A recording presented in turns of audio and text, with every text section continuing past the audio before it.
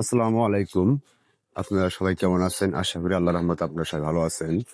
আজকে আমি এখানে একটি ব্রিক ফাউন্ডেশনের কাজ শুরু করেছি।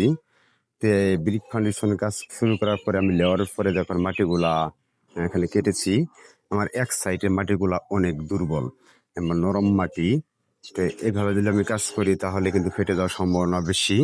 তাই দেখতে পাচ্ছেন আপনারা ৫ টা ইট কিন্তু আমরা দুরমুজ দিয়ে মাটির ভিতরে দিয়ে দিচ্ছি যাতে মাটিটা আমার টাইট হয়, একটু শক্ত হয়। আমরা কিন্তু এই সাইডটা পুরাটাই কিন্তু এভাবে ইট দিয়ে দেব দুরমুজ করে। যে আসলে কাজটি সঠিক হচ্ছে কিনা অবশ্যই আপনারা কমেন্ট করে জানাবেন।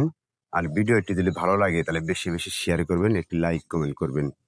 যে আরেকজন ভাই দেখে জানি এভাবে কাজ করতে পারে। আর কাজটি সঠিক হচ্ছে কিনা তাও কিন্তু অবশ্যই কমেন্ট করে জানাবেন।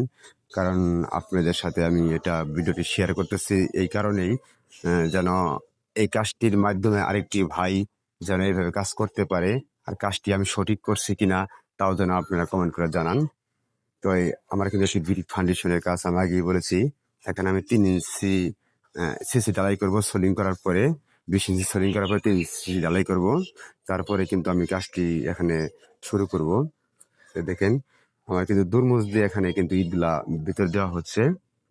তো আমার এই চ্যানেলে যারা আমাকে সাবস্ক্রাইব করেছেন তাদের প্রতি আমার অনেক কৃতজ্ঞতা, ধন্যবাদ, শুভেচ্ছা জানাই।